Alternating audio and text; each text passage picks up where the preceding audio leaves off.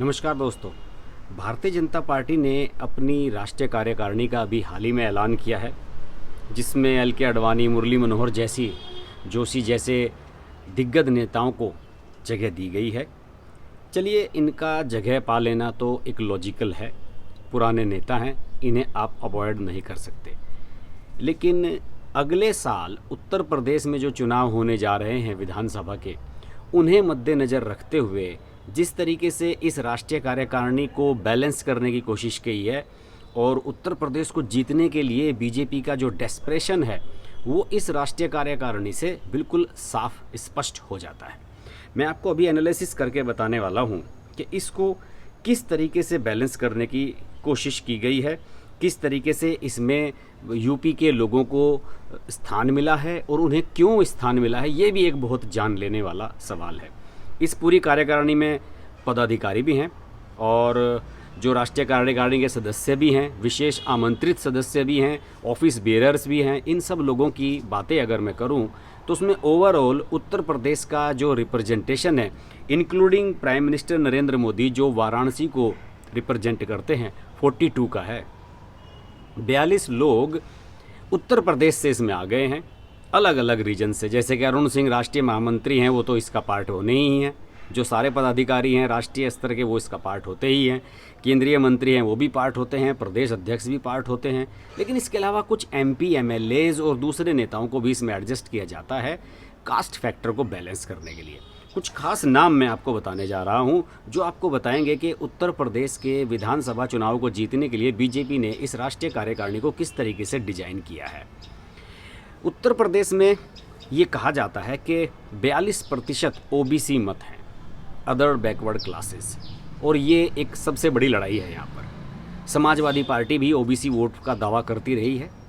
Bahujan Samaj party Mayawati की, वो भी इसका दावा करती रही है कि सबसे ज़्यादा हमें ओबीसी वोट मिलेंगे।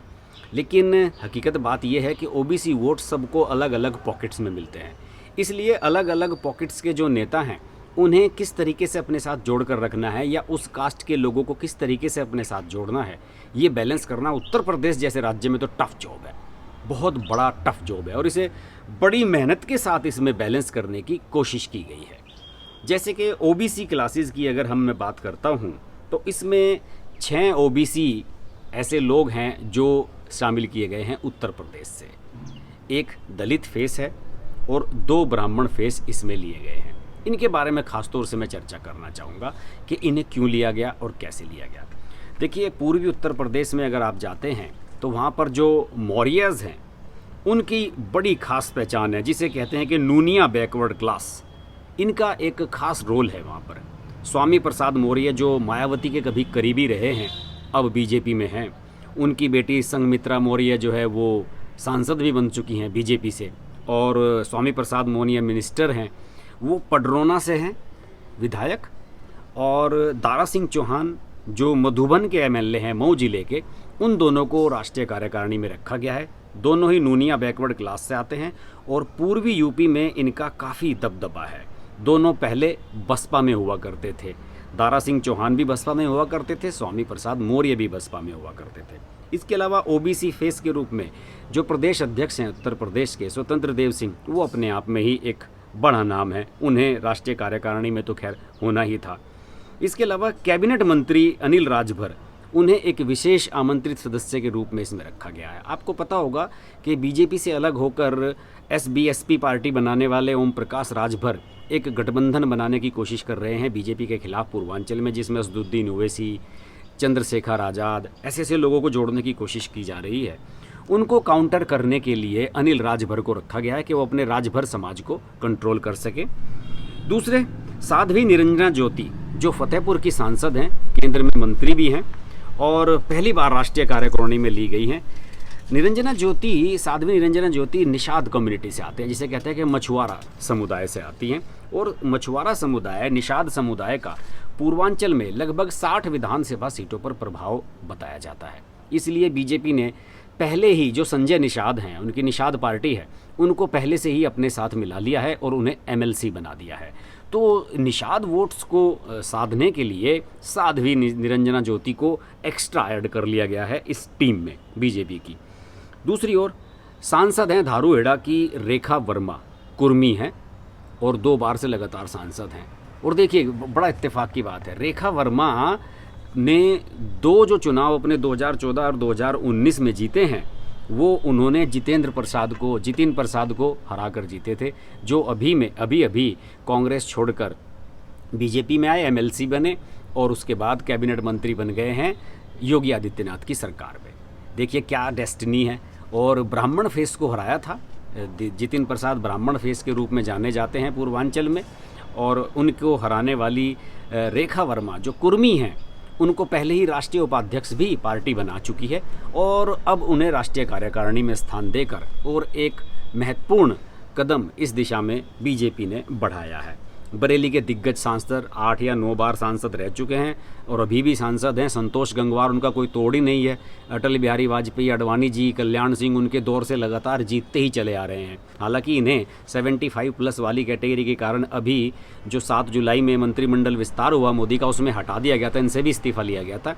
लेकिन राष्ट्रीय कार्यकारिणी में इन्हें जगह दी गई है क्योंकि कुर्मियों में, वोटरों में इनकी अच्छी पहचान है, वहाँ पर इनकी स्ट्रॉन्ग प्रेजेंस है। मुजफ्फरनगर के सांसद डॉक्टर संजीव बालियान जाट फेस हैं और इनको खासतौर से इस तरह से, हालांकि जाट फेसेस को ओबीसी कहा भी जा सकता है, ओबीसी नहीं भी कहा जा सकता है। इनके रिजर्वेशन को लेकर अलग अलग स्टेट्स में अलग अलग पोजीशन है, लेकिन डॉक्टर संजीव बालियान को राष्ट्रीय कार्यकारिणी में शामिल किया जाना ये दर्शाता है कि पश्चिमी उत्तर प्रदेश बीजेपी के लिए एक वरीड पॉइंट है। किसान आंदोलन चल रहा है, मुजफ्फरनगर से ही बिलोंग करने वाले राकेश टिकैत किसान आंदोलन को लीड कर रहे हैं। दूसरी ओर अजीत सिंह के बेटे जयंत चौधरी वो लगातार रालोद को पश्चिमी उत्तर प्रदेश में बढ़ाने के लिए कोशिशें कर रहे हैं। सिलसिला ऐसा चल रहा है कि जाटों को फिर से अपनी ओर अट्रैक्ट करने की कोशिश कर रहे हैं। तो ऐसे में डॉक्टर संजीव बालियान का स्थान इसमें मिलना राष्ट्रीय कार्यकारिणी में ये दर्शाता है कि वो एक महत्वपूर्ण नेता हैं पश्चिमी उत्तर प्रदेश में, और मेरे ख्याल में इस समय वेस्ट यूपी के बीजेपी के कम से कम सबसे महत्वपूर्ण सांसद हैं, इसलिए उन्हें राष्ट्रीय कार्यकारिणी में भी स्थान दिया गया है। दूसरी ओर इसमें अगर ब्राह्मण फेसेस की मैं बात करूं तो ब्राह्मण चेहरे के रूप में ब्रजेश पाठक जो यूपी सरकार में मंत्री हैं उन्हें इसमें शामिल किया गया है। और ब्रजेश पाठक बसपा में हुआ करते थे। 2007 में जब मायावती की सरकार बनी थी पूर्ण बहुमत वाली, तो उसमें जो सोशल इंजीनियरिंग हुई थी उसमें बताया जाता है कि ब्रजेश पाठक का महत्वपूर्ण भूमिका रही थी।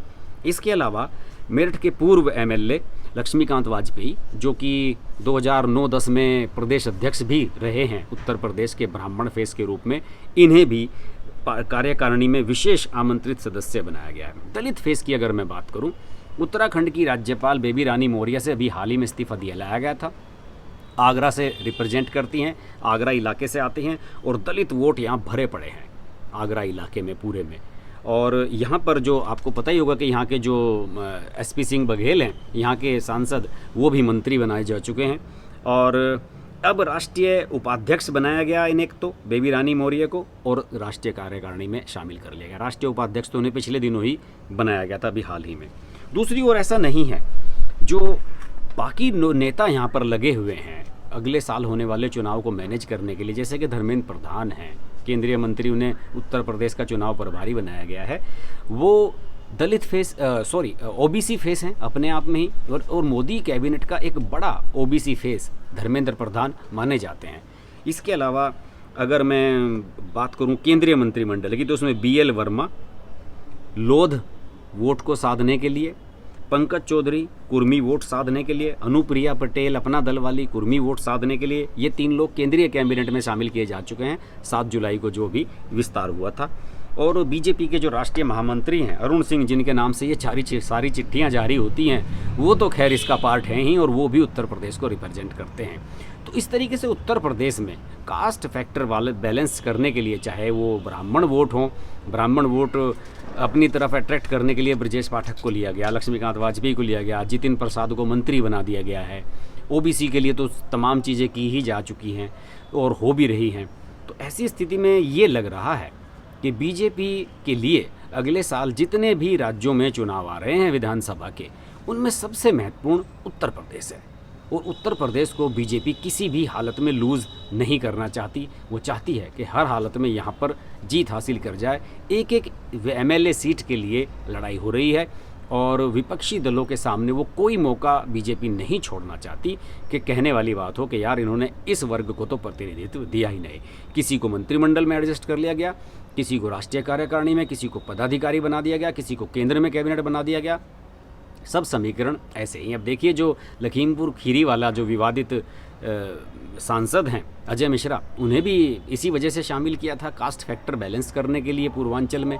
तो अब बीजेपी ने अपनी टीम का जो ऐलान किया है वो ये दर्शाता है कि अगले साल होने वाले जितने भी विधानसभा चुनाव हैं उत्तर प्रदेश उसमें बीजेपी के लिए सबसे महत्वपूर्ण है। और चूँकि प्रधानमंत्री नरेंद्र मोदी वाराणसी को रिप्रेजेंट करते हैं, उत्तर प्रदेश को रिप्रेजेंट करते हैं, तो बीजेपी यहाँ पर कोई भी ऐसी कमी नहीं छोड़ना चाहती जिसको देखते हुए आने वाले समय में ये लगे कि यार पछतावा हो कि यार हमने ऐसा क्यों नहीं किया। उत्तर प्रदेश के बारे में मेरे ये पॉलिटिकल वीडियोस आपको कैसे लगते हैं इस चैनल पर आप ज़रूर बताएं। ये मेरा पुराना चैनल है, इसको मैंने फिर से शुरू किया है। इस पर ये जो ब्लॉग्स मैं डाल रहा हूँ अपने, ख़ासतौर से बहुत डीप एनालिसिस के साथ पॉलिटिकल व्लॉग्स मेरे जो आ रहे हैं उन्हें आप पसंद कर रहे हैं तो इस चैनल को लाइक कीजिए। इसके अलावा मेरे 2 चैनल अन्य हैं ही, हर्ष की बात लाइव और ग्लोबल हर्ष, उन्हें भी आप लाइक कर लें, सब्सक्राइब कर लें और मेरे साथ लाइव भी जुड़ सकते हैं आप उनके माध्यम से। तो देखते रहिए मेरा ये चैनल हर्ष कुमार। नमस्कार।